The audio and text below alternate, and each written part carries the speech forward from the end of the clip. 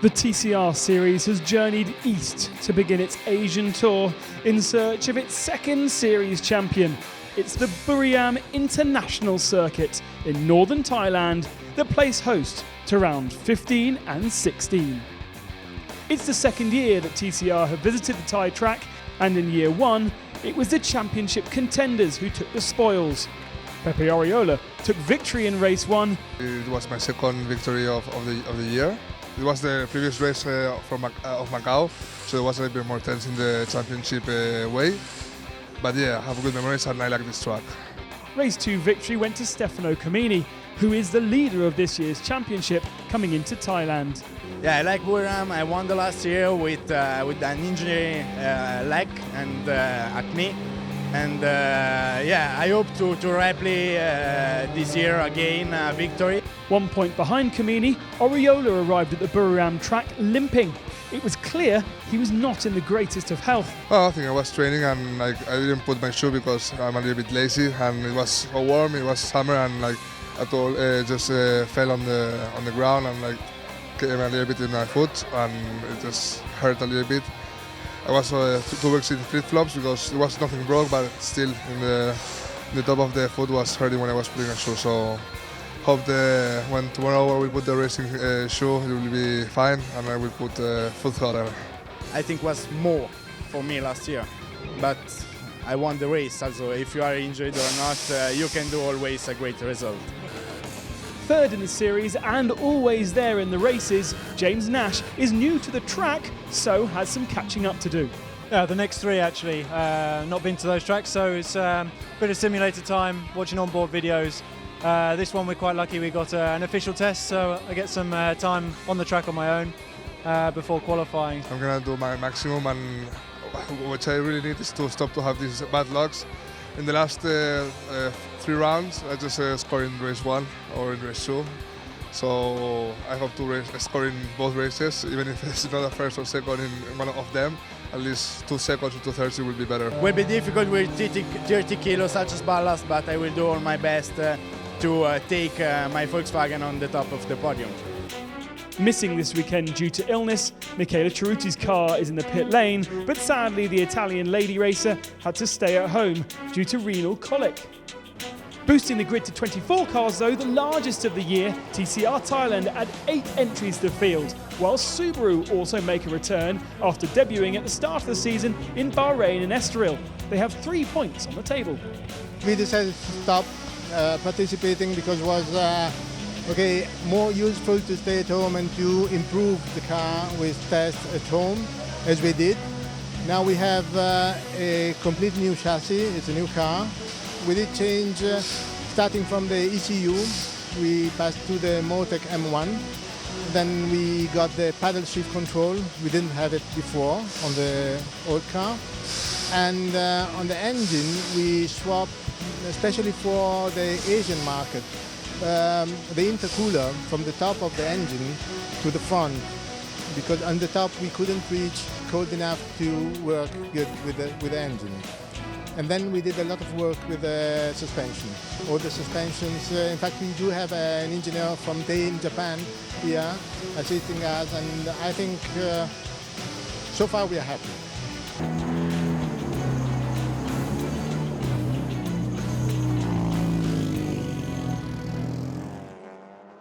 Friday afternoon offered the opportunity for drivers to take to the Buriram track for 4 hours of private testing. But for James Nash, it ended in disaster.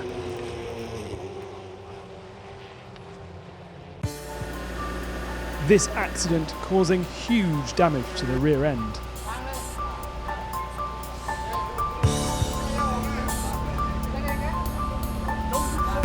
It'll polish out, it'll be alright.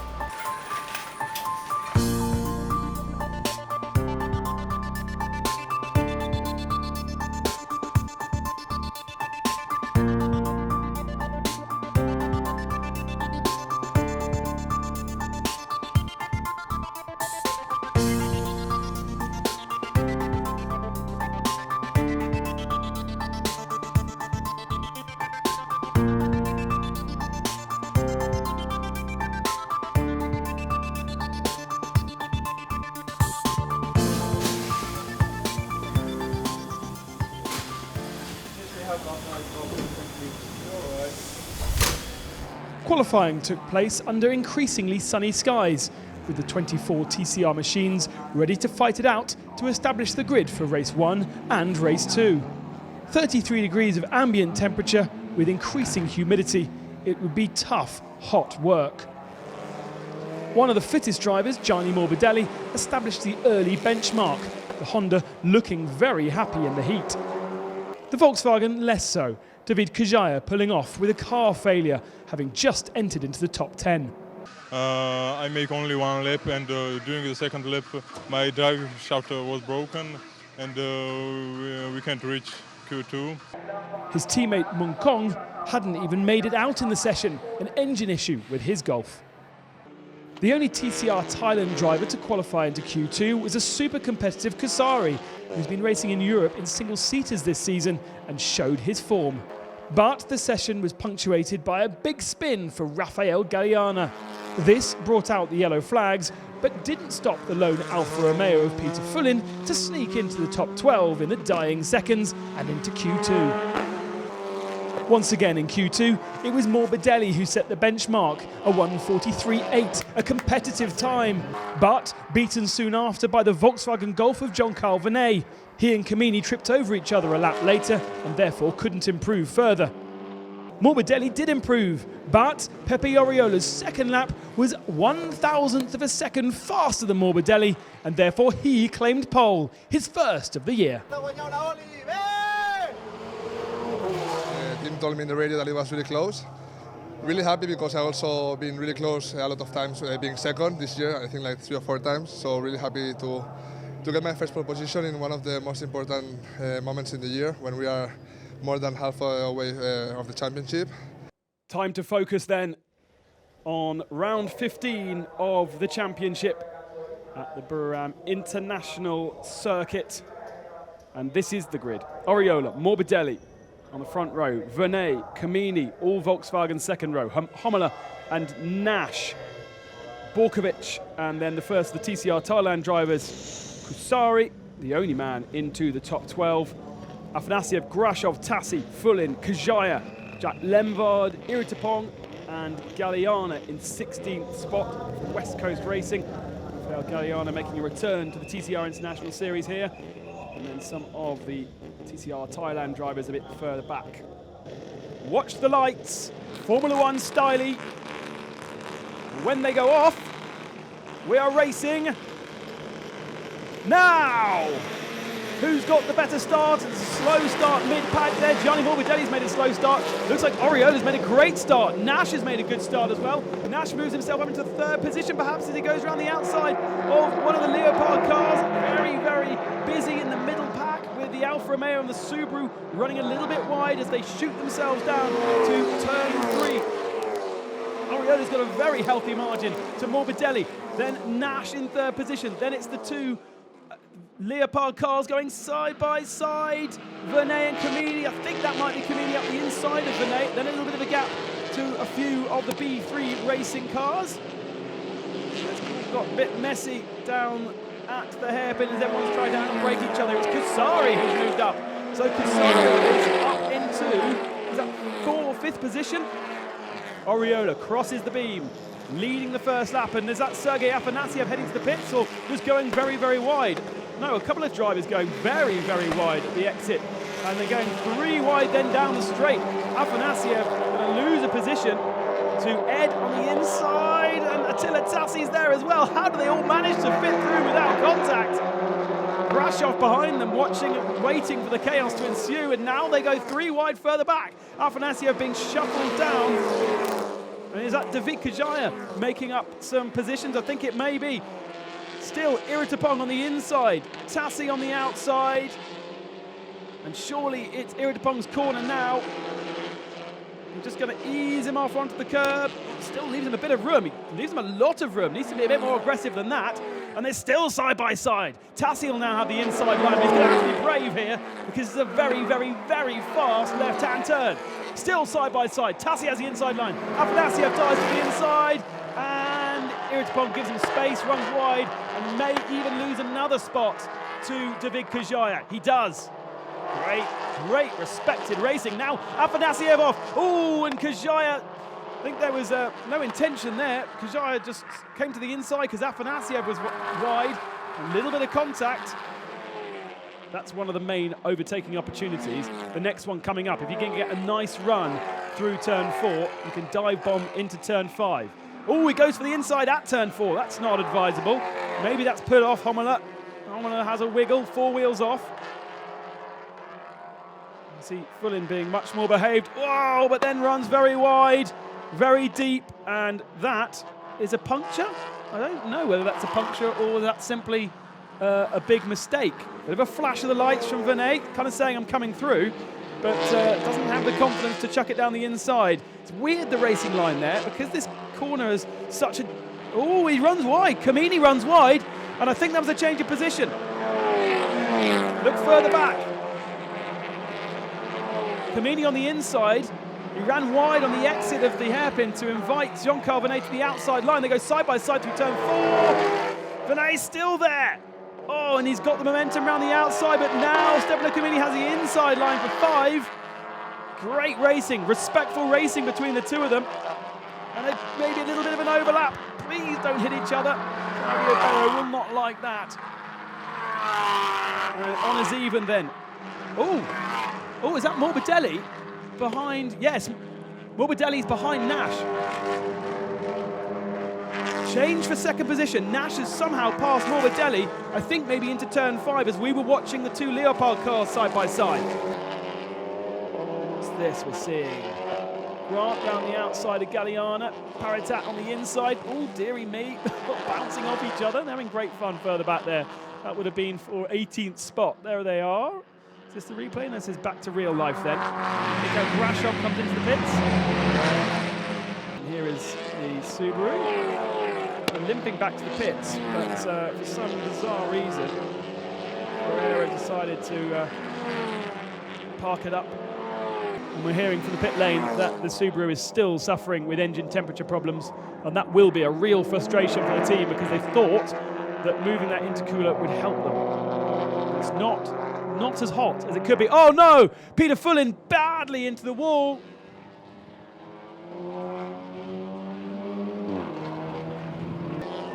Coming up then to the checkered flag. Pepe Oriola has scored 3 victories so far in the championship. He led the championship coming in, and he's done no harm at all to that. He takes maximum points from race 1, with James Nash making it a 1-2 for Craft Bamboo. Applause from the pit wall. Gianni Morbidelli in 3rd position. Ankle problems at the start of the weekend, but I think once he got into that car, he forgot about everything, like he did on the football pitch on Friday. Starred there and has starred here. Big hug for Andrew Chisholm, the team manager. So here's a look at the results then. Oriola and Nash separated by just 1.2 in the end. Morbidelli in 3rd position. He'll mount the podium later on. And then the two Volkswagens of Kamini and Venet swapping from their grid positions. Kasari, the first of our TCR Thailand drivers, then Borkovic, Tassi, Afanasiev, and Kazhaya picks up the last point in 10th. Made I think the best start of the year because I arrived to the first corner with 20 meters of advantage against Gianni, and then just managed to have my gap. I knew that I had a fresh air and he hadn't, so he was getting warmer and warmer and warmer, and then we showed that he slowed it down. So really happy for my team because we did 1-2, and for my championship is the best way to win races. So it's congratulations then to Pepe Oriola for his race 1 victory here in Thailand. So join us in a few moments' time for the second race here in Thailand. It proves to be a cracker. Before we see race 2, let's take a breather and enjoy a football match between our TCR drivers and the Buriram United Academy team at the 35,000-seater Thunder Castle.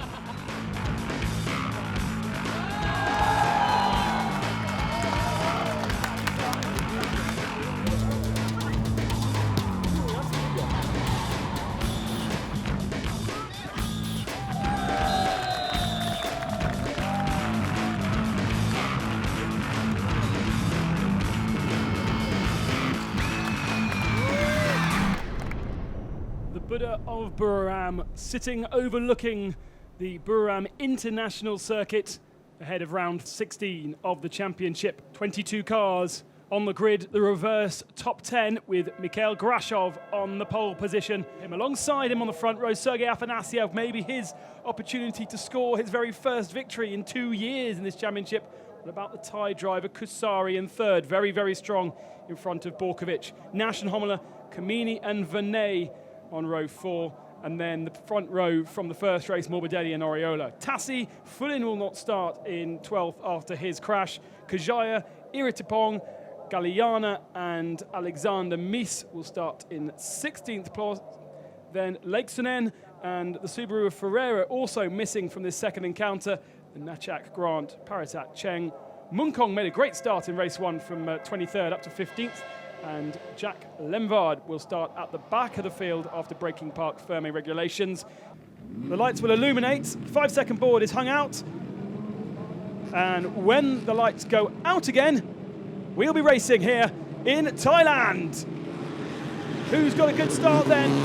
Wheel spin from Sergei Afanasyev. He gets swallowed up by Dusan Borkovic on the inside, and Kasari moves up into second position. The other two B3 guys trying to go side by side further back as the two... who's that? Pepe Oriola's not had a good start at all. He's been swallowed up by the pack, and I think he'll find himself outside the top 10 position. James Nash has made a great start. He's up into 5th position. And I think Morbidelli is behind him in 6th spot. Kasari on the defensive on the inside. Grashov leads the race. Afanasyev has managed to hold on. No, it's Nash. Nash is up to 3rd. How on earth did he do that? Afanasyev is the guy in 6th position. Nash has come from, where was he? 5th on the grid behind Dusan Borkovic. And Mato Homela did not make a good start. He went backwards into the clutches of Attila Tassi. Whoa, big side from Grashov as he throws his car into turn 4. And Afanasyev under pressure from one of the Leopard cars. It's Kamini who swaps to the inside line, and Oriola's still getting troubled by those B3 cars. Not going well for Oriola. Needs to keep his nose clean here. Kamini ahead of Vinay, and now also ahead of Afanasyev. Oh!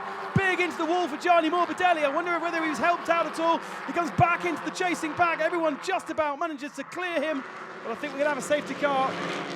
That was a big hit for Gianni Morbidelli around the back of the circuit at turn 8. Look at what happened. He's just there. Oh, and just dips a wheel onto the AstroTurf that's still wet.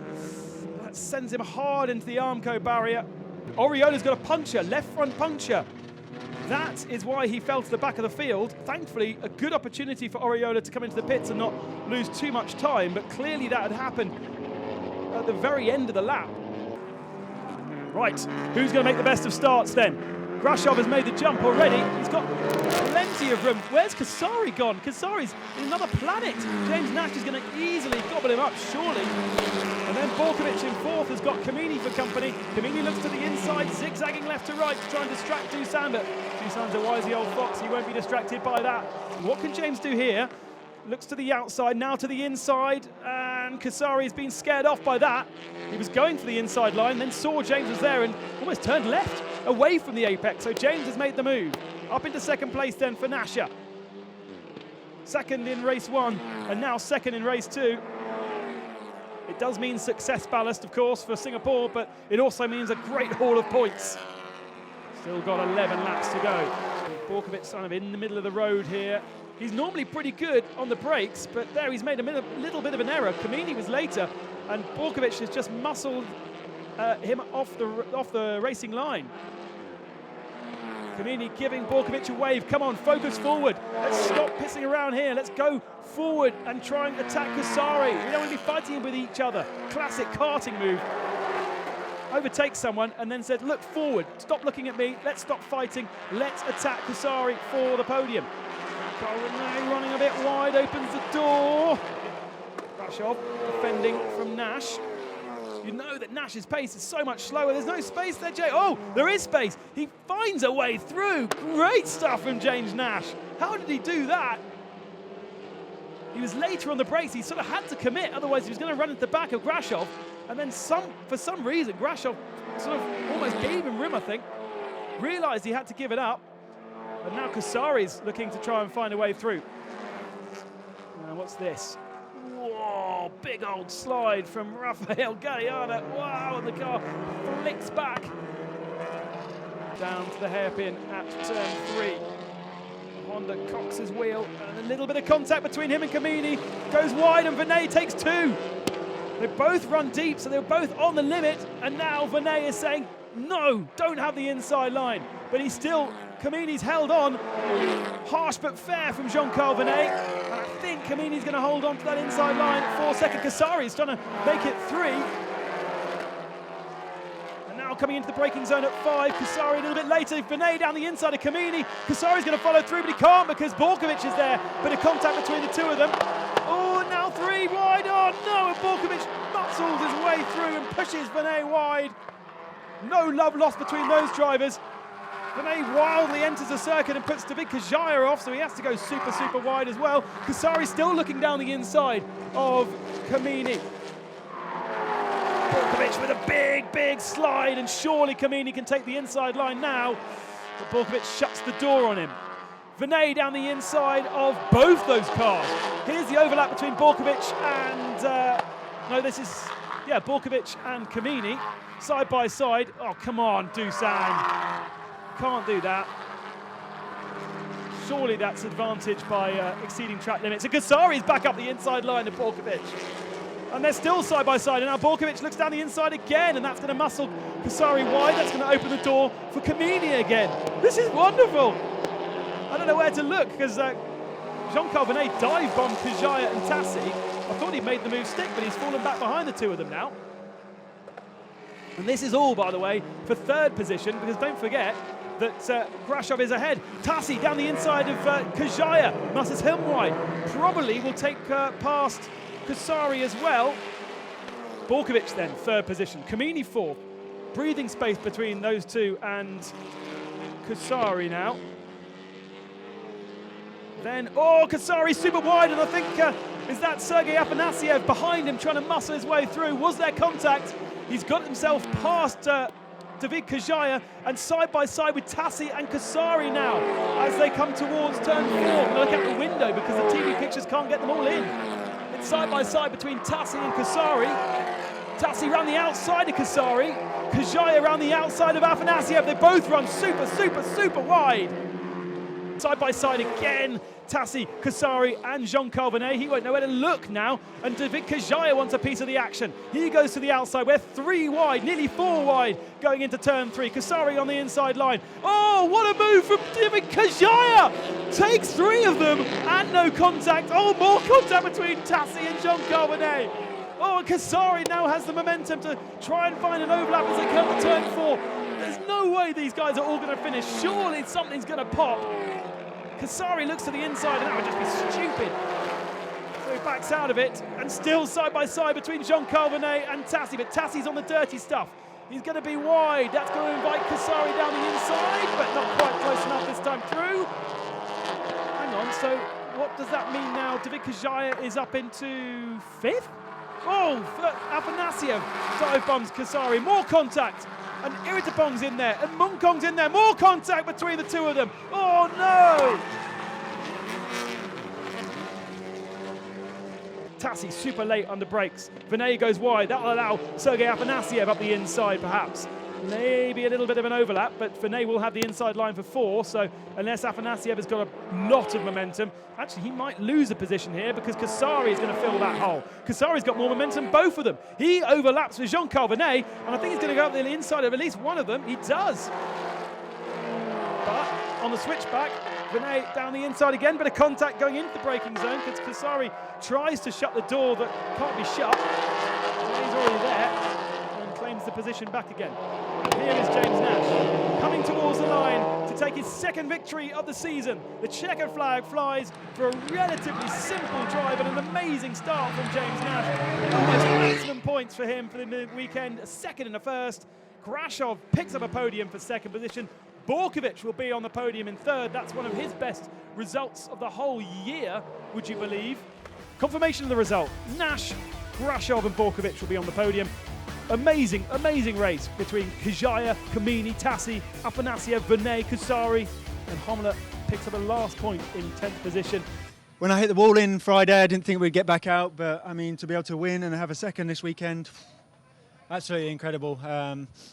The reason of the accident as well is was a bit of a failure, and it's very difficult to come back with any sort of speed when you have a big accident like that. So one, I was happy to overtake at turn 3 where the accident happened, and secondly, come away with the first and the second.